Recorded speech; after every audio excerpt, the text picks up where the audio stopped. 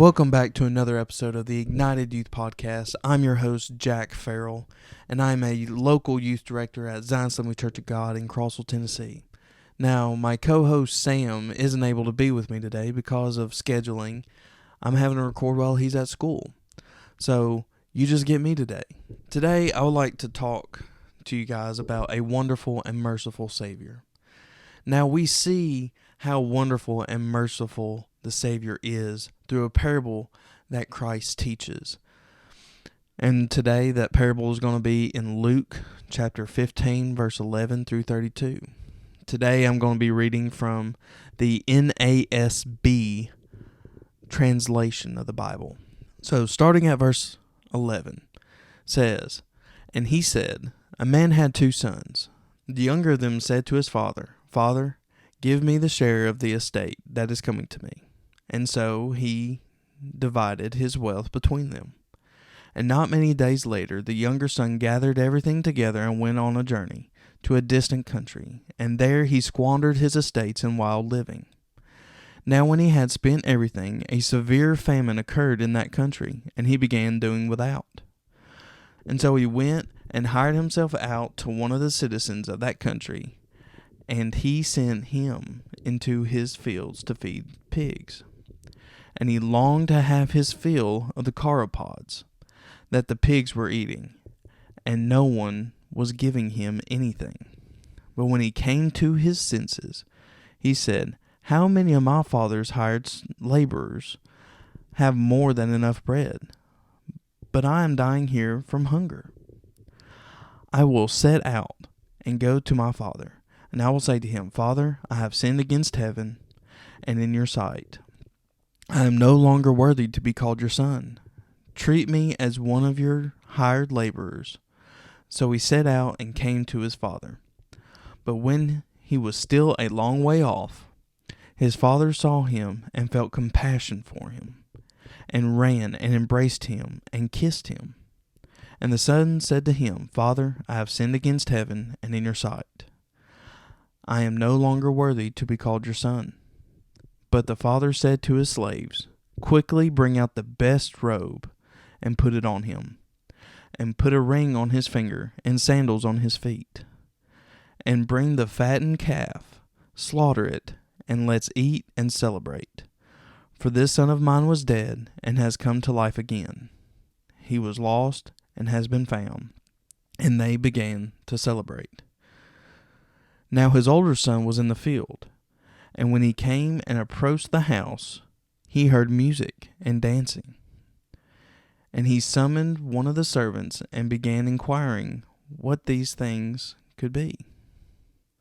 And he said to him, Your brother has come home, and your father slaughtered a fattened calf because he has received him back safe and sound. But he became angry and was not willing to go in. And his father came out and began pleading with him. But he answered and said to his father, Look, for so many years I have been serving you, and I have never neglected a command of yours. And yet you never given me a young goat so that I might celebrate with my friends. But when this son of yours came, who has devoured your wealth with prostitutes, you slaughtered a fattened calf for him. And he said to him, Son, you have always been with me, and all that is mine is yours. But we had to celebrate and rejoice, because this brother of yours was dead and has begun to live, and was lost and has been found." So, all the listeners today, let me ask you a question. What are some attributes of a good father? Well, first off, he's selfless and long-suffering. We see this in verse 11 through 13. So, verse 11 through 13 tells us of a father that had 2 sons. And the oldest was more disciplined in what he was doing and what he believes. The youngest was more carefree and even wild or unpredictable. One day, the youngest son asked for his share of his father's estate early.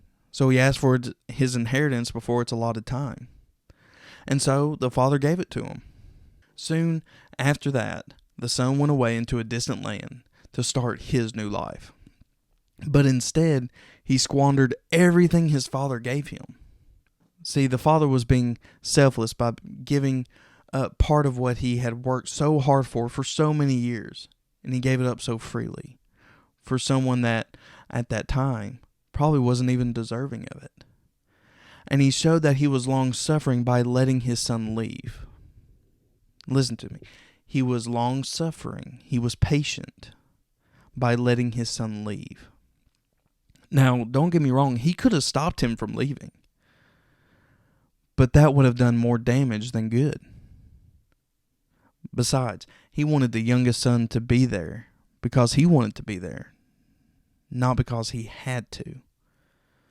See, the father was patient in practicing tough love. Now, in verse 14 through 17, we see that the father is a keeper and he is dependable.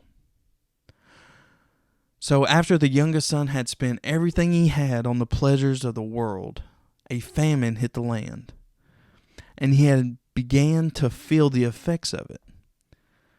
So he tried to fix the problem. He tried to take the problem into his own hands and fix it. Have we ever done that today? The problem that he had was having no food or money. He tried to fix this by getting a job. He was hired by a local farmer to be a farmhand. And the farmers sent him into his fields to feed the pigs. But the farmer didn't really take care of him because he started to crave the sauropods.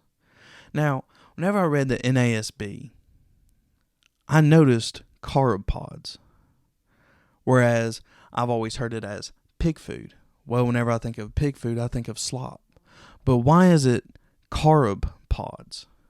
So I did a little research and found out the husks of the sauropod are pig food. But first, they are picked, boiled, split open, the seeds are removed, then the seeds are dehydrated, and then the seeds are blended and sifted into a powder. Now this powder from the sauropod is normally used in baking a bread called poor man's bread. Now get this, the sauropod is regarded as a symbol of humility. And it was at that moment when he was humbled and came to his senses, and he started thinking about his father's house. He was humbled, and the sauropods reminded him of his father's house. Specifically, his servants. He realized how good his father took care of them, that they weren't even his own blood. The father took care of what he had, and he was always dependable to meet the needs of his people. You never know what you truly have until it's gone. My. You never know what you've had until it's gone. How many's ever heard that saying? Raise your hand if you ever heard that saying. I can't see you. Well, now we see that the Father is loving and forgiving. We see this in verse 18 through 21. At this point, he, the youngest son, made the decision to return to the Father's house, but not to reclaim what he had willingly given up. See, guys, the Lord gives us joy. The Lord gives us peace. The Lord gives us deliverance. You ever heard the song, "The world didn't give it, and the world can't take it away"? Well, the devil didn't give it, and the devil can't take it away. Now, see, nothing takes away what we have in Christ, but we are just deceived into giving it up. But he wanted to return to apologize for what he had done. He feels so unworthy to be called the Father's son, so he plans to beg his father to make him the lowest servant. He plans to beg to be a servant. But on his way to plead with his father, it says he saw him a great way off. Now, what does this mean? A great way off. It means that the father was waiting and watching for his son's return. He was intently watching and waiting for the return of his youngest son. He didn't know when his son would return, or even if his son would return. But he had faith that God would hear his cry. And when he saw his son, the lost sheep, he was filled with compassion and ran out to meet him. He met the son halfway. The son felt so ashamed that he even left. And to be frank, I would feel the same way. I would be expecting look who came crawling back. But he was instead greeted with a warm embrace and a kiss from the man that he had done wrong and even hurt. And the son said to him, "Father, I have sinned against heaven and in your sight. I am no longer worthy to be called your son." Now let me ask us, do we do the same thing when somebody does us wrong? Or is our gut reaction, well, an eye for an eye? The father showed his love by the anticipation of his son's return. And he showed his forgiveness by the way he embraced him. Now, we also see in this parable that the father is caring. And we see this in verse 22 through 24. See, the father's response to the son was an order to his servants. See, the son comes to the father and says, "Father, I have sinned against heaven and in your sight." And the father doesn't even acknowledge the apology. But instead, the father's response was an order to his servants. He told him to quickly bring out the best robe. Now, there's no telling what state this young son came back to the father in. So, why did he say bring out the best robe? This is in reference to Zechariah 3 and 4. Now, this is in the King James. Zechariah 3 and 4 says, "And he answered and spoke unto those that stood before him, saying, Take away his filthy garments from him. And unto him he said, Behold, I have caused thine iniquity to pass from thee, and I will clothe thee with the change of raiment." Now the father also tells them to put a ring on his finger and sandals on his feet. Now this is also a reference to Genesis 41 and 42, when the Pharaoh took off his ring and placed it on Joseph's hand. Now, why did Pharaoh do this to Joseph? He was giving Joseph rule over the land of Egypt because there were none wiser and more discerning to God's Spirit than he. Now, the ring of the Pharaoh and the ring of the Father in Luke 15 and verse 22 is more than just an ornament. It was a sign of authority. So, whenever Joseph walked around Egypt and gave somebody a command, that ring was to let them know, hey, you listen to me. I can tell you what to do because I have the authority, and here's my proof. But in the son's case, it was a sign of restored authority in the house. The father was giving the son his authority back into the house. Whenever he came to the father, he was less than a servant. And then the restored authority given from the father to the son made him over the servants. And the son returning to the house without sandals was a sign of extreme destitute, because only servants and slaves went barefooted in biblical times. Now the best robes being placed on him, the ring being placed on his finger, and the sandals being placed on his feet, this represented a full restoration of the son.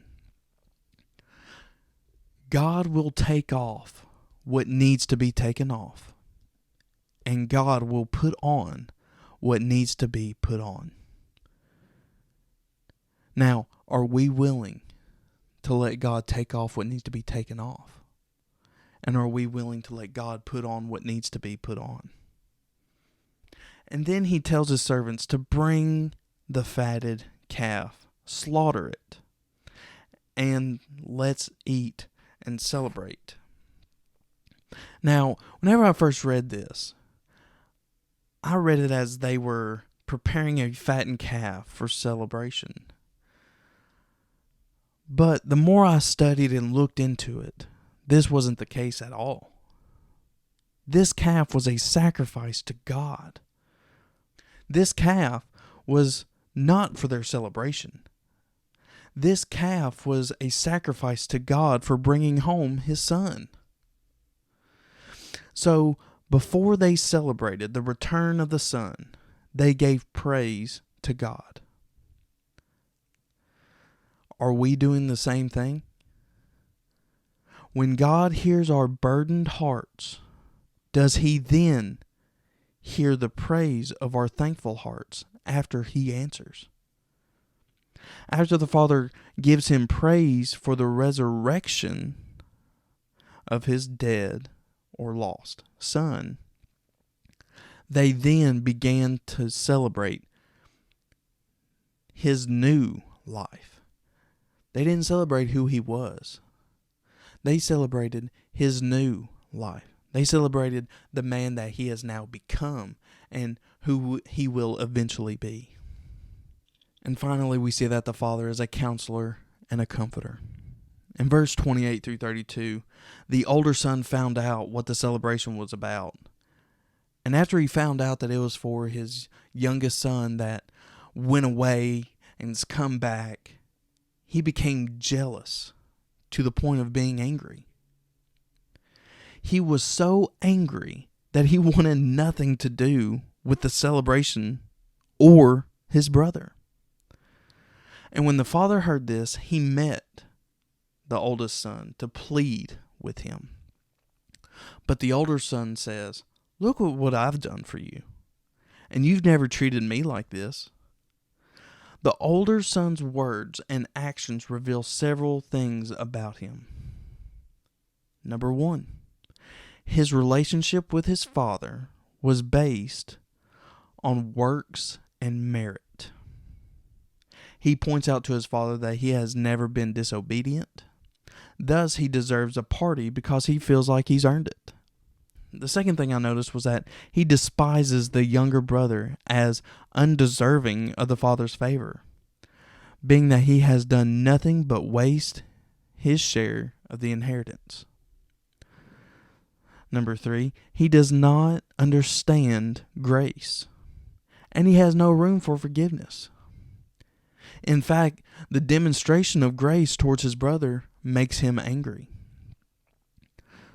Number 4, he has disowned the prodigal son. He's completely given up the prodigal son because he refers to him as this son of yours.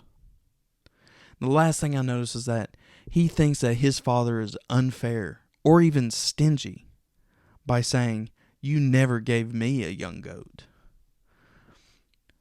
Now, in studying this passage, you can really see the wisdom of the Father in his response. And his response is corrective in many ways. Number 1, his older son should know that their relationship is not based on performance. Because he says in verse 31, "My son, you are always with me, and everything I have is yours." Number 2, his older son should accept his brother as part of the family. The father refers to the prodigal son as this brother of yours in verse 32. Now, here's the third thing.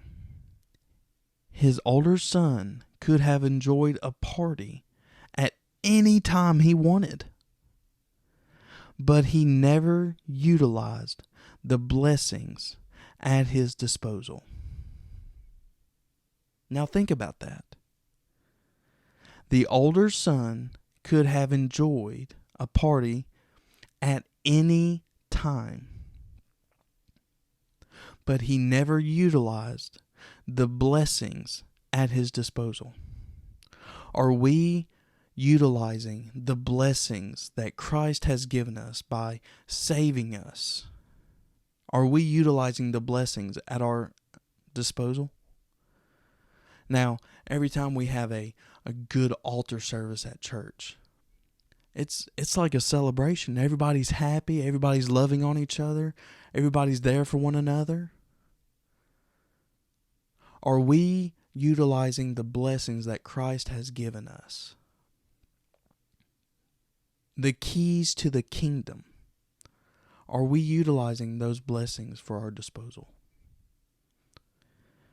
Fourth and finally, grace is necessary and appropriate because he said in verse 32, we had to celebrate. Because if you don't celebrate something good, then you'll take it for granted. See, the father also could have just let the older son have space, or to give him time to come around. But the wisdom of the father has seen this as a teachable moment. This showed the older son that the father was not a respecter of persons. And no matter what, he loved them both equally. But there is a small detail that I never noticed until studying, and it spoke very highly to me. And this little detail was where the father corrected him. They were outside of the celebration. Now, I have heard some questions asked. Do you think there's enough grace in heaven to cover that sin?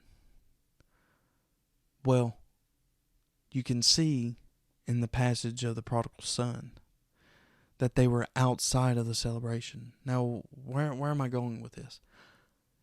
You have to make sure everything is right on this side.